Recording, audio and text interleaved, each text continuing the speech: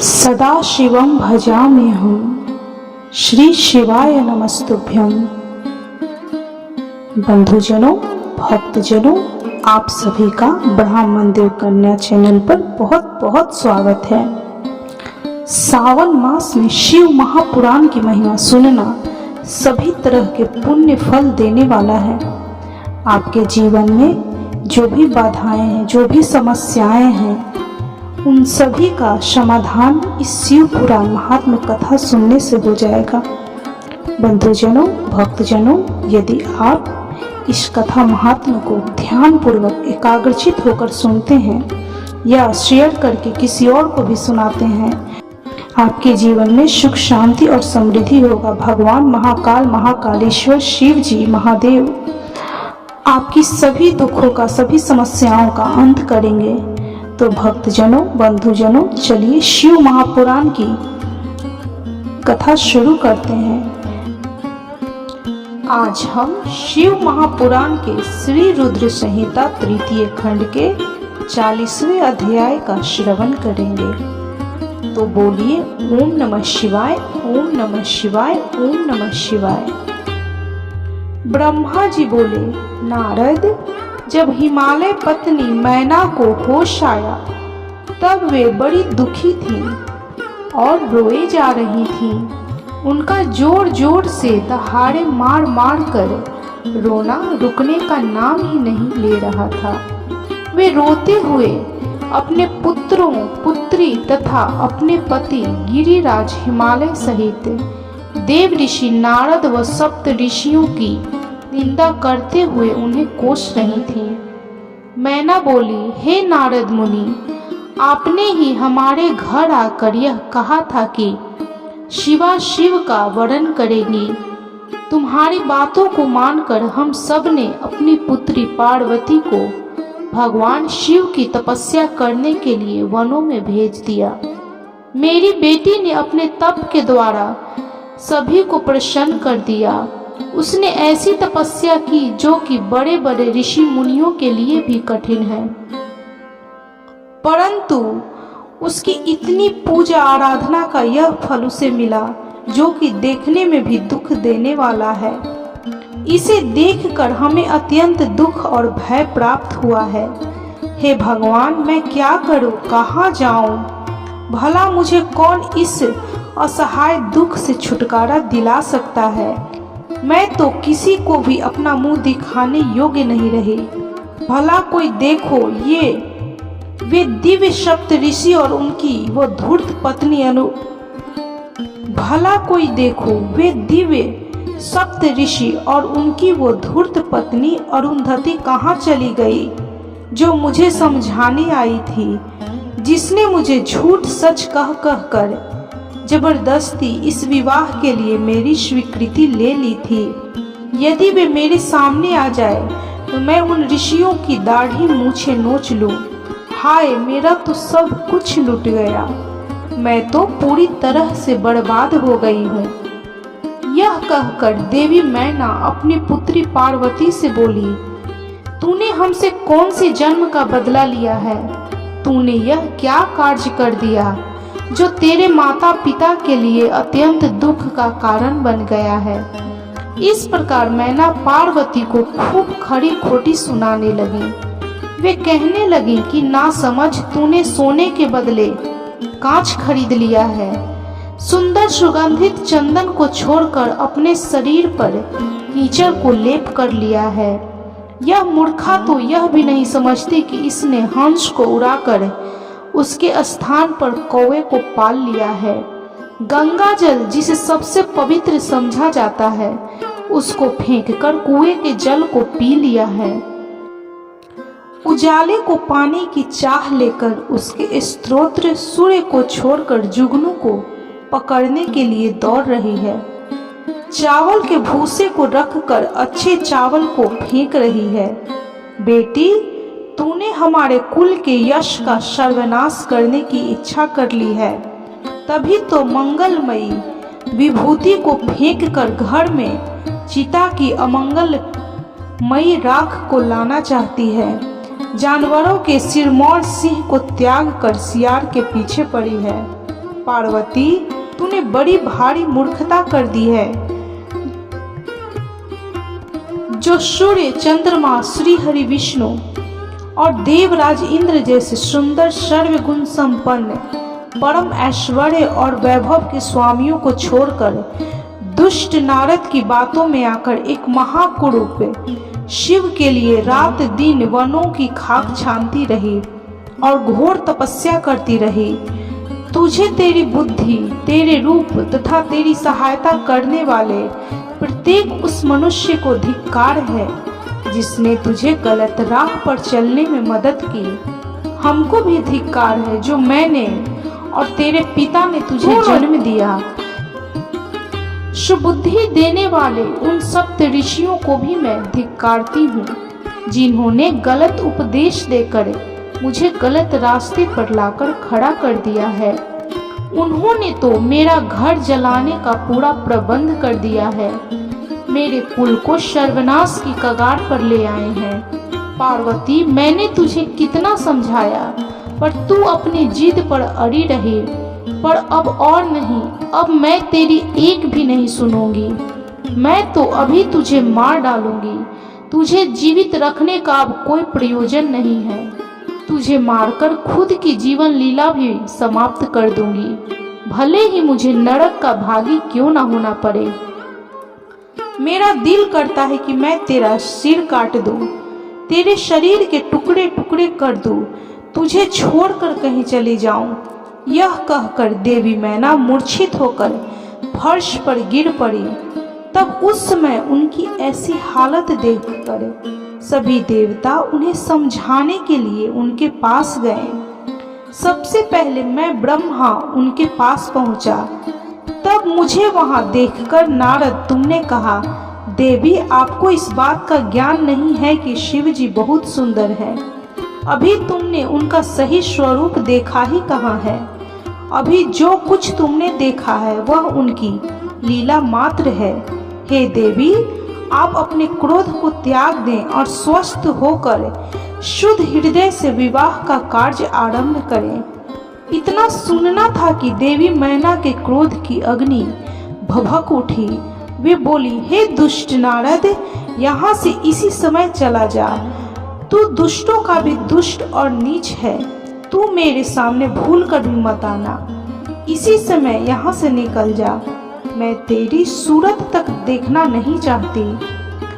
मैना के ये वचन सुनकर इंद्र आदि देवता दौड़कर वहां से चले आए और बोले, हे पितरों की कन्या मैना, भगवान शिव तो इस समस्त चराचर जगत के स्वामी हैं। वे तो सबको सुख देने वाले तथा सबको मनोवांछित वर देने वाले सर्वेश्वर हैं। वे तो भक्त वत्सल हैं और सदा ही अपने भक्तों के अधीन रहते हैं। आपकी पुत्री पार्वती ने कठिन तप करके ही भगवान शिव को प्रसन्न किया है तथा वरदान के रूप में उनको अपना पति होने का वर प्राप्त किया है। तभी तो आज वे अपने दिए वरदान को पूरा करने के लिए, उनका पाणी ग्रहण करने के लिए यहाँ पधारे हैं। यह सुनकर देवी मैना और अधिक रोने लगी और बोली, शिव तो बहुत भयंकर हैं। मैं अपनी पुत्री पार्वती कदापि उन्हें नहीं दूंगी। आप सब देवता क्यों ये षड्यंत्र रच रहे हैं? आप मेरी प्राण प्रिय फूलों के समान कोमल पुत्री को क्यों इन भूत प्रेतों के हवाले करना चाहते हैं? इस प्रकार देवी मैना सब देवताओं पर क्रोधित होकर उन्हें फटकारने लगी। जब विशिष्ट आदि सप्त ऋषियों ने देवी मैना के इस प्रकार के वचन सुने तो वे भी मैना को समझाने के लिए उनके निकट आ गए। तब वे बोले कि हे पितरों की कन्या मैना, हम तो तुम्हारा कार्य सिद्ध करने के लिए यहाँ आए हैं। भगवान शिव का दर्शन तो सभी पापों का नाश करने वाला है और यहाँ तो वे स्वयं आपके घर पधारे हैं। इस बात को सुनकर भी देवी मैना को कोई संतोष नहीं हुआ। उनका क्रोध यथावत रहा और उन्होंने फिर कहा कि मैं पार्वती के टुकड़े टुकड़े कर दूंगी। परंतु उसको शिव के साथ नहीं भेजूंगी। दूसरी ओर देवी मैना के इस व्यवहार से चारों ओर हाहाकार मच गया। जब शैलराज हिमालय को मैना के इस व्यवहार की सूचना मिली तो वे फौरन दौड़ते हुए अपनी पत्नी के पास आए और बोले कि हे प्रिय, तुम इतनी क्रोधित क्यों हो रही हो? देखो हमारे घर में कौन कौन से महात्मा पधारे हैं और तुम इनका अपमान कर रही हो। तुम भगवान शंकर के भयानक रूप को देखकर भयभीत हो गई हो। हे देवी, वे तो सर्वेश्वर हैं। भय करना छोड़कर उनके मंगलमय रूप का दर्शन करो। विवाह के शुभ कार्यों को शुभ आरंभ करो। अपने हठ को छोड़ो और क्रोध का त्याग करो। शिव पार्वती विवाह के मंगलमय कार्यों को संपन्न करो। हे देवी, तुम जानती हो कि भगवान शिव अनुपम लीलाएं करते हैं। यह भी उनकी लीला का ही एक भाग है। अतः तुम अपने मन के डर को दूर करके यथाशीघ्र पूर्ववत कार्य करो। शैलराज हिमालय के ये वचन सुनकर उनकी पत्नी मैना अत्यंत क्रोधित हो गईं और बोली कि हे स्वामी, आप ऐसा करिए कि पार्वती के गले में रस्सी बांधकर उसे पर्वत से नीचे गिरा दीजिए या फिर उसे समुद्र में डुबो दीजिए। चाहे कुछ भी करके उसकी जीवन लीला समाप्त कर दीजिए। मैं आपको कुछ नहीं कहूँगी, परंतु मैं पार्वती का हाथ किसी भी परिस्थिति में शिव को नहीं सौंपूंगी। यदि फिर भी आपने हठ पूर्वक पार्वती का विवाह शिव से करने की ठान ली है तो मैं अपने प्राणों को त्याग दूंगी। अपनी माता मैना के ऐसे वचन सुनकर पार्वती उनके करीब आकर बोली कि माता, आप तो ज्ञान की प्रतिमूर्ति हैं। आप सदा ही धर्म के पथ का अनुसरण करने वाली हैं। भला आज ऐसा क्या हो गया है जो आप धर्म के मार्ग से विमुख हो रही हैं? हे माता, महादेव जी तो देवों के देव हैं। वे निर्गुण निराकार हैं। वे तो पर ब्रह्मा परमात्मा हैं और सबके सर्वेश्वर हैं। वे तो इस संसार की उत्पत्ति के आधार हैं। भगवान शिव भक्त वत्सल हैं एवं अपने भक्तों को सदैव सुख प्रदान करने वाले हैं। भगवान शिव सब अनुष्ठानों के अधिष्ठाता हैं। वे ही सबके कर्ता, हर्ता और स्वामी हैं। ब्रह्मा विष्णु भी सदा उनकी सेवा में तत्पर रहते हैं। हे माता, आपको तो इस बात का गर्व होना चाहिए कि आपकी पुत्री का हाथ मांगने के लिए देवता भी याचक की भांति आपके दरवाजे पर पधारे हैं। अतः आप बेकार की बातों को छोड़कर उत्तम कार्य करो। मुझे भगवान शिव के हाथों में सौंप कर अपने जीवन को सफल कर लो। माता, मेरी छोटी सी विनती स्वीकार कर लो और मुझे भगवान शिव के चरणों में उनकी सेवा के लिए समर्पित कर दो। माँ, मैंने मन, वाणी और क्रिया द्वारा भगवान शिव को अपना पति मान लिया है। अब मैं किसी और का वरण नहीं कर सकती। मैं सिर्फ महादेव जी का ही स्मरण करती हूँ। उन्हें अपनी पति के रूप में पाने की इच्छा लेकर ही मैंने अपने जिंदगी के इतने वर्ष बिताए हैं। भला आज मैं कैसे अपने वचन से पीछे हट जाऊं? पार्वती जी के कहे वचनों को सुनकर मैना क्रोध के आधिक्य से उद्वेलित हो गई और उसे डांटने और बुरे वचन कहने लगी। मैना रोती जा रही थी। मैंने और वहां उपस्थित सभी महानतम सिद्धों ने देवी मैना को समझाने का बहुत प्रयत्न किया, परंतु सब निरर्थक सिद्ध हुआ। वे किसी भी स्थिति में समझने को तैयार नहीं थीं। तभी उनके हठ की बातें सुनकर परम शिव भक्त भगवान श्री हरि विष्णु वहां आ पहुंचे और बोले, हे पितरों की मानसी पुत्री एवं शैलराज हिमालय की पत्नी मैना, आप ब्रह्मा जी के कुल से संबंधित है। इसी कारण आपका सीधा संबंध धर्म से है। आप धर्म की आधारशिला हैं। फिर भला कैसे धर्म का त्याग कर सकती हैं? इस प्रकार हठ करना आपको शोभा नहीं देता। स्वयं सोचिए, भला सभी देवता, ऋषि मुनि और स्वयं ब्रह्मा जी और मैं आपसे असत्य वचन क्यों कहेंगे? भगवान शिव निर्गुण और सगुण दोनों ही हैं। वे कुरूप हैं तो स्वरूप भी हैं। सभी उनका पूजन करते हैं। वे ही सज्जनों की गति हैं। मूल प्रकृति रूपी देवी एवं पुरुषोत्तम का निर्माण भगवान शिव ने ही किया है।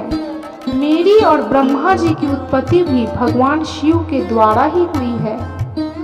उसके बाद सारे लोगों का हित करने के लिए उन्होंने स्वयं भी रुद्र का अवतार धारण कर लिया है। तत्पश्चात वेद, देवता तथा इस जल एवं थल में जो भी चराचर वस्तु या प्राणी दिखाई देता है, उस सारे जगत की रचना भगवान शिव ने ही की है। हे देवी, कोई भी उनके रूप को नहीं जानता है और न ही जान सकता है।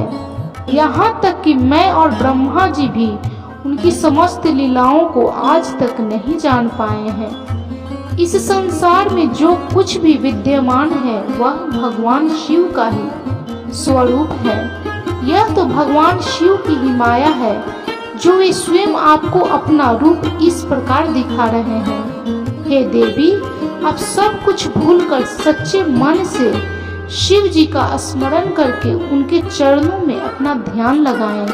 आपके सारे दुख और क्लेश मिट जाएंगे और आपको परम सुख की प्राप्ति होगी। श्री हरि विष्णु द्वारा जब मैना को इस प्रकार समझाया गया तो देवी मैना का क्रोध कुछ कम हुआ। वस्तुतः शिव जी की माया से मोहित होने के कारण कि वे ये सब कुछ कर रही थी। कुछ शांत होने पर उन्होंने कुछ देर मन में विचार किया। तत्पश्चात मैना श्री हरि विष्णु जी से बोली, प्रभु, मैं आपकी हर बात समझ गई हूँ। मैं यह भी जानती हूँ कि भगवान शिव सर्वेश्वर हैं और इस जगत के कण कण में व्याप्त हैं। मैं आपकी इच्छा अनुसार भगवान शिव को अपनी पुत्री सौंप सकती हूँ, पर मेरी एक शर्त है। तब श्री हरि विष्णु के आग्रह करने पर देवी मैना ने कहा, यदि महादेव जी सुंदर शरीर धारण कर लें तो मैं सहर्ष अपनी पुत्री पार्वती का विवाह उनसे कर दूंगी। ऐसा कहकर देवी मैना चुप हो गई। धन्य है भक्तवत्सल त्रिलोकीनाथ भगवान शिव की माया, जो सबको मुंह में डालने वाली है। हे नारद, उस समय जब देवी मैना ने श्री हरि विष्णु जी के सामने इस प्रकार की शर्त रखी, तब मैंने तुमको भगवान शिव के पास जाने का आदेश दिया। तुमने वहां जाकर उनकी स्तुति की और उन्हें संतुष्ट किया। तब तुम्हारी बात मानकर तथा देवताओं का कार्य सिद्ध करने की इच्छा से भगवान शिव ने प्रसन्नता पूर्वक अद्भुत, उत्तम और दिव्य रूप धारण कर लिया। उस समय भगवान शिव कामदेव से भी अधिक रूपवान लग रहे थे। उनके सुंदर रूप लावण्य को देखकर तुम प्रसन्न होते हुए तुरंत देवी मैना के पास जाकर उन्हें यह शुभ समाचार देने के लिए चले गए। वहां पहुंचकर जहां देवी मैना बैठी थी, उन्हें देखकर तुम बोले कि हे शैलराज की पत्नी और पार्वती की माता मैना, आप चलकर स्वयं भगवान शिव के सुंदर और मनोहारी रूप का दर्शन करें। यह समाचार पाकर देवी मैना की प्रसन्नता की कोई सीमा न रही। वे आपको अपने साथ लेकर भगवान शिव के दर्शन के लिए गईं। वहां पहुंचकर मैना ने भगवान शिव के परम आनंददायक सुंदर रूप के दर्शन किए। शिव जी का मुख रविंद्र करोड़ों सूर्यों के समान तेजस्वी, सुंदर एवं दिव्य था। उनके विशाल मस्तक पर चंद्रमा सुशोभित थी। सूर्य ने उनके सिर पर छत्र धारण कर रखा था। भगवान शिव प्रसन्न मुद्रा में थे। वे ललित लावण्य से युक्त मनोहर गौरवर्ण चंद्रलेखा से अलंकृत होकर बिजली की भांति चमक रहे थे। विष्णु सहित सभी देवता एवं ऋषि मुनि उनकी प्रेम पूर्वक सेवा कर रहे थे। उनके शरीर पर दिव्य अलौकिक सुंदर वस्त्र व आभूषण शोभा पा रहे थे। गंगा और यमुना चंवर झुला रही थी और अनिमा आदि 8 सिद्धियां मुग्ध होकर नाच गा रही थी। इस प्रकार भगवान शंकर सुंदर व दिव्य रूप धारण करके बारात लेकर हिमालय के घर की ओर आ रहे थे। उनके साथ साथ मैं, श्री हरि विष्णु तथा देवराज इंद्र भी विभूषित होकर चल रहे थे। उनके पीछे पीछे सुंदर एवं अनेकों रूपों वाले गण, सिद्ध मुनि व समस्त देवता जय जयकार करते हुए चल रहे थे। समस्त देवता इस विवाह को देखने के लिए बड़े ही उत्कंठित थे और अपने परिवार के साथ शिव जी के विवाह में सम्मिलित होने के लिए आए थे। विश्व वसु आदि गंधर्व व सुंदर अप्सराएं भगवान शिव के यश का गान करते हुए चल रहे थे। भगवान शिव के गिरिराज हिमालय के द्वार पर पधारते ही वहां महान उत्सव होने लगा। उस समय महादेव जी की शोभा अद्भुत व निराली थी।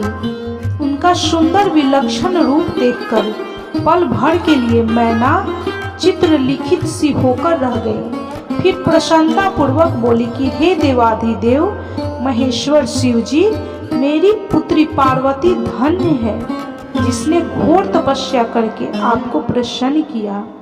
मेरा सौभाग्य है कि परम कल्याणकारी भगवान सदाशिव आज मेरे घर पधारे हैं। भगवान, अच्छा मैं अपराध कर बैठी हूँ, मैंने आपकी बहुत निंदा की है। हे प्रभु, मैं आपसे दोनों हाथ जोड़कर क्षमा याचना करती हूँ। कृपा कर मेरी भूल क्षमा करें और मुझ पर प्रसन्न हो जाएं। इस प्रकार चंद्रमौली भगवान शिव की स्तुति करती हुई शैल प्रिया मैना लज्जित होते हुए नतमस्तक हो गई। उस समय पूर्वासिनी स्त्रियां सभी घर के कामों को छोड़कर बाहर आकर भगवान शिव के दर्शन की लालसा लेकर उन्हें देखने का प्रयत्न करने लगी। चक्की पीसने वाली ने चक्की छोड़ दी। पति की सेवा में लगी हुई पत्नी पति की सेवा छोड़कर भाग गई। कोई दूध पीते हुए बच्चे को छोड़कर भाग आई। इस प्रकार सभी अपने अपने आवश्यक कार्यों को छोड़कर भगवान शिव के दर्शन के लिए दौड़ आई थी। भगवान शिव के मनोहर रूप के दर्शन करके सब मोहित हो गई। तब सहर्ष शिव जी की सुंदर मूर्ति को अपने मन मंदिर में धारण करके वे बोली, सखियों, हम सबके अहोभाग्य हैं। हिमालय नगरी में रहने वाले नर नारियों के नेत्र आज भगवान शिव के दिव्य स्वरूप का दर्शन करके सफल हो गए हैं। आज निश्चय ही हमने संसार की हर विषय वस्तु को पा लिया है। शिव स्वरूप का दर्शन करने मात्र से ही हमारे सारे पाप नष्ट हो गए हैं। उनकी छवि सर्वथा सब क्लेशों व दुखों का नाश करने वाली है। आज उन्हें साक्षात सामने देखकर हमारा जीवन सफल हो गया है। पार्वती ने उत्तम तपस्या द्वारा भगवान शिव को पाकर अपने साथ साथ हम सबका भी जीवन सार्थक कर दिया है। हे पार्वती, तुम निश्चय ही धन्य हो। तुम पर ब्रह्मा परमेश्वर भगवान शिव की अर्धांगिनी बनकर इस जगत को सुशोभित करोगी। यदि विधाता पार्वती शिव का इस प्रकार मेल न कराते तो निश्चय ही उनका सारा परिश्रम निष्फल हो जाता। आज शिव शिवा की इस युगल जोड़ी को साथ देखकर हमारे सारे कार्य सार्थक हो गए हैं। आज वाकई हम सबने इनके उत्तम दर्शनों से धन्य हो गए हैं। इस प्रकार कहकर वे पूर्वासिनी स्त्रियां अक्षत, कुमकुम और चंदन से शिव जी का पूजन करने लगी तथा प्रसन्नता पूर्वक उन पर खीलों की वर्षा करने लगी। वे स्त्रियां देवी मैना के पास खड़ी होकर उनके भाग्य और कुल की सराहना करने लगी। उनके मुख से इस प्रकार शुभ व मंगलकारी बातें सुनकर सभी देवी देवता को बहुत प्रसन्नता हुई। इस प्रकार शिव महापुराण के श्री रुद्र संहिता तृतीय खंड के 45वें अध्याय तक की कथा संपन्न हुई। तो बोलिए कर्पूर गौरम करुणावतारम संसार सारम भुजगेंद्र हारम सदा वसंतम हृदय रविंदे भवम भवानी सहितम नमामि। ओम नमः शिवाय, ओम नमः शिवाय, ओम नमः शिवाय। आप भी इस शिव भक्ति की कथा अवश्य सुने।